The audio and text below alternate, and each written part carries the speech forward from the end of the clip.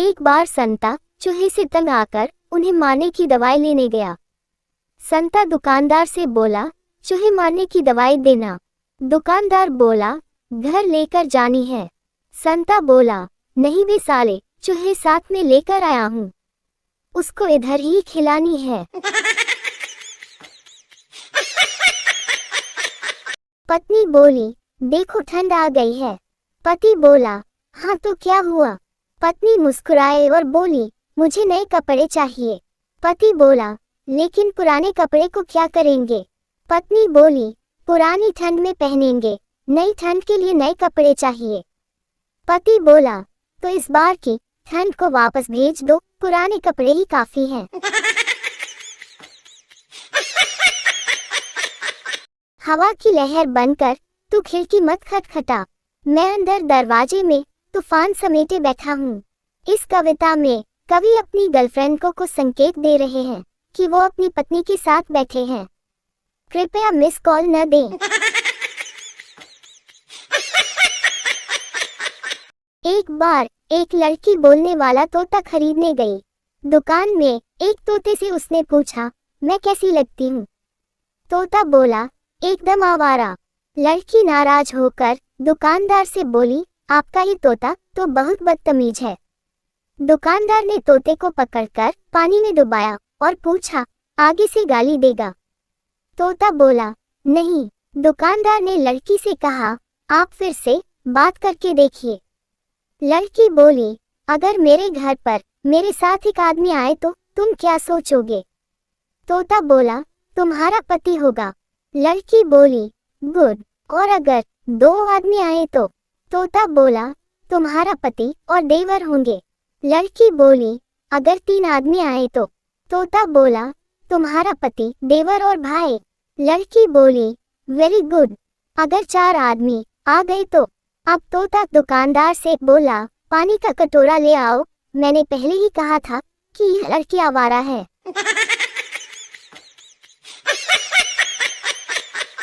पत्नी गुस्से में बोली, इतनी ठंड में तुम मुझे ससुराल क्यों नहीं ले जाते हो? पति बोला, अरे ससुराल जाकर क्या करेंगे? पत्नी बोली, मेरे घर वाले पूछ रहे हैं कि कब आओगे। पति बोला, तो कह देना जब ठंड खत्म होगी। पत्नी बोली, क्यों? पति बोला, क्योंकि तुम्हारे पापा ने कहा था कि मैं आग का गोला हूँ। टाइपराइटर पर लिखने वाले आदमी की मौत हो गई। उसकी पत्नी रोती रही, बोली, अब कौन लिखेगा मेरे लिए प्यार भरे खत? अचानक टाइपराइटर बोल पड़ा, चुप रहो और काम करो। पत्नी हैरान हो गई, बोली, तुम बोल रहे हो? टाइपराइटर बोला, हाँ मैं बोल रहा हूँ, अब से मैं तुम्हारे लिए प्यार भरे खत लिखूंगा। पत्नी ने पूछा, लेकिन तुम कैसे लिखोगे? टाइपराइटर बोला, मैंने तो बस एक बार लिखना सीखा था, अब मैं बोलूंगा और मेरे बेटे टाइप करेंगे। पत्नी ने पूछा, तुम्हारा बेटा कौन है? टाइपराइटर ने कहा, वही जो रोज मेरे पास खड़ा रहता है, प्रिंट बटन दबाता रहता है। पत्नी बोली, सुनिए जी, ठंड में रजाई को लेकर हर रोज झगड़ा क्यों करते हो? पति बोला, क्योंकि तुम रजाई खींचकर खुद ही ओढ़ लेती हो। पत्नी बोली, तो क्या हुआ, प्यार में थोड़ी कुर्बानी करनी चाहिए ना? पति बोला, लेकिन तुम सिर्फ रजाई छीनने में प्यार दिखाती हो, ठंड में प्यार से चाय क्यों नहीं बनाती? मम्मी बोली, चिंटू रिजल्ट का क्या हुआ? चिंटू बोला, मास्टर जी ने कहा है कि एक और साल इसी क्लास में पढ़ना होगा। मम्मी बोली, शाबाश बेटे, चाहे 2-3 साल और लग जाए, लेकिन फेल मत होना।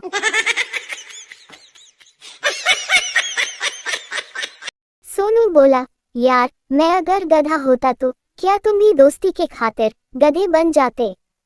मोनू बोला, गधा तो नहीं बनता, पर दोस्ती की खातिर तुम्हें घास जरूर खिलाता। ज्यादातर महिलाएं 3 बार में शॉपिंग करती हैं। पहली बार देखने जाएंगी, दूसरी बार लेने जाएंगी और तीसरी बार बदलने जाएंगी। लेकिन एक बात है, गोलगप्पे तीनों बार खाएंगी। चिंटू बोला, आपकी पत्नी क्यों भाग गई? मिंटू बोला, पता नहीं, मैं बाथरूम में नहाने गया और वो भाग गई। चिंटू बोला, लगता है ऐसे मौके के लिए बेचारी सालों इंतजार करती रही। पत्नी ने कहा, मैं तुमको सच्चा पारखी मानती हूँ। पति ने सुखद आश्चर्य से पूछा, वो क्यों? आखिर तुमने मेरे बारे में ऐसी धारणा क्यों बनाई? पत्नी बोली, मेरी ताई जी कहा करती थी, तुम जैसी गंवार को कोई काठ का उल्लू ही ब्याहेगा। चिंटू बोला, इलेक्शन की डेट फिक्स हो गई है। मिंटू बोला, तो क्या हुआ? चिंटू बोला, उस दिन पता चल जाएगा कि मोहल्ले की कौन कौन सी लड़कियां 18 साल की हो गई हैं।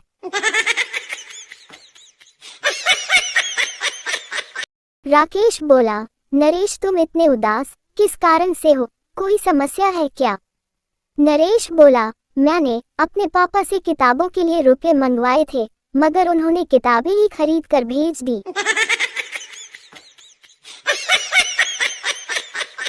वाइफ और हस्बैंड दुकान से निकले तो एक फकीर ने कहा, ए हुस्न की मल्लिका, अंधे को 5 रुपए दे दे। हस्बैंड ने वाइफ की तरफ ऊपर से नीचे तक देखा और बोला, दे दे, ये बेचारा वाकई अंधा है। हम भी जब छोटे थे तो मामा के घर पढ़ाई करने के लिए सारी किताबें लेकर जाते थे, पर मजाल है उन किताबों को कभी वहां खोला भी हो।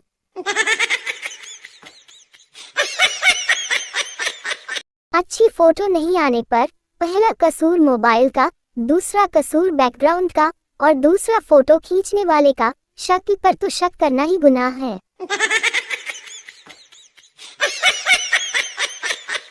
दिमाग है तो उत्तर बताओ। एक औरत ट्रेन में सफर कर रही थी। जब ट्रेन प्लेटफॉर्म पर रुकी तो उसका पति पानी लेने गया और तभी टीटी ने टिकट मांगा तो औरत ने कहा कि टिकट मेरे पति के पास है। टीटी ने उसके पति का नाम पूछा तो उस औरत ने बताया कि हमारे यहाँ पति का नाम नहीं लेते।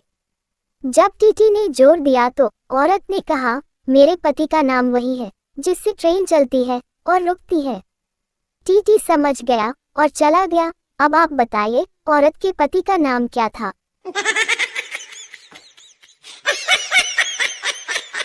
जब भी किसी से झगड़ा हो जाए तो मुझे बुला लेना, मुझे लड़ाई देखने में बहुत मजा आता है। पत्नी बोली, तुम्हारे अंदर दिमाग नाम की चीज है या नहीं? पति बोला, हाँ है, लेकिन शादी के बाद इस्तेमाल करना बंद कर दिया है।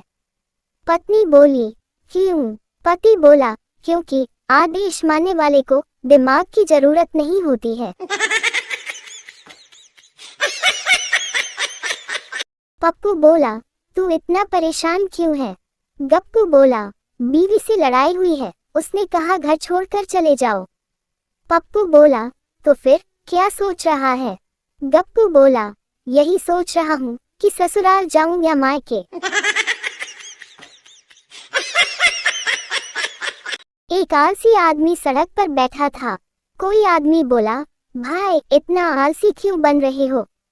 उठो और मेहनत करो। आलसी बोला, अरे भाई मैं मेहनत से डरता नहीं हूँ। आदमी बोला, तो फिर क्यों नहीं करते?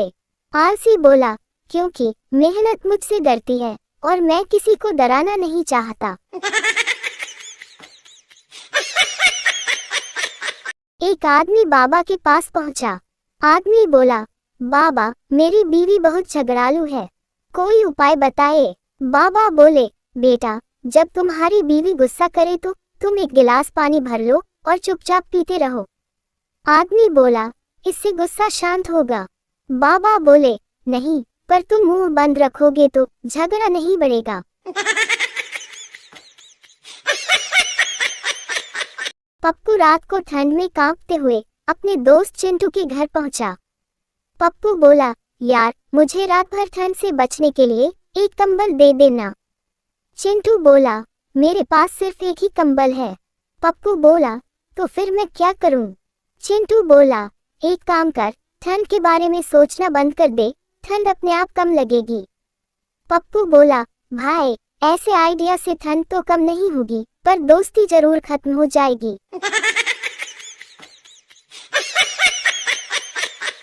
पत्नी बोली, सुनिए जी, आपको खाना बनाना आता है?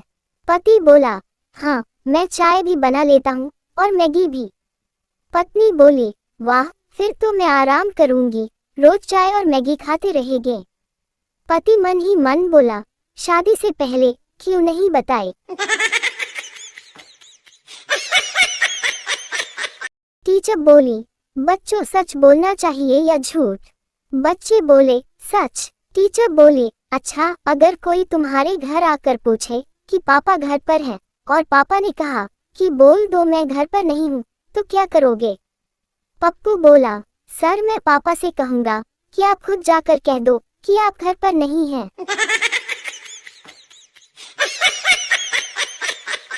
पत्नी ने गुस्से में पति से कहा, तुम्हारे जैसा आदमी मैंने अपनी जिंदगी में कभी नहीं देखा। तुम हमेशा मोबाइल में लगे रहते हो।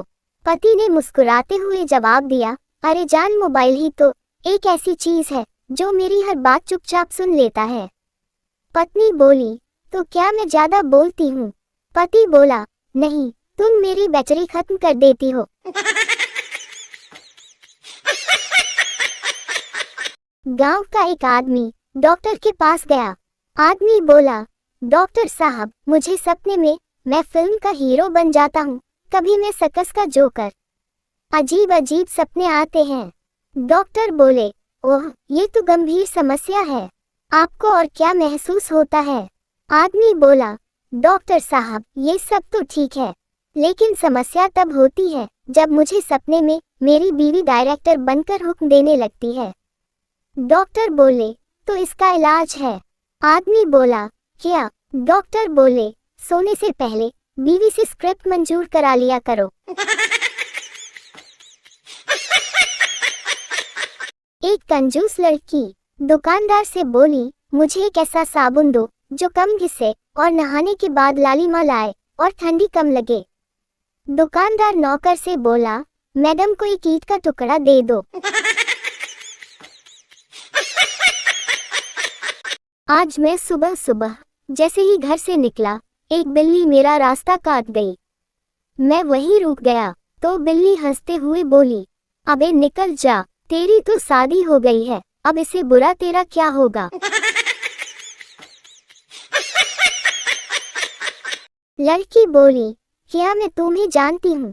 लड़का बोला, नहीं। लड़की बोली, फिर तुमने मुझे फ्रेंड रिक्वेस्ट क्यों भेजी? लड़का बोला, क्योंकि फेसबुक बार बार मुझे तुमको फ्रेंड रिक्वेस्ट भेजने को कह रहा था और मैं फेसबुक को नाराज नहीं करना चाहता था। मैडम बोली, हमें इन मच्छरों को पैदा होने से रोकना चाहिए।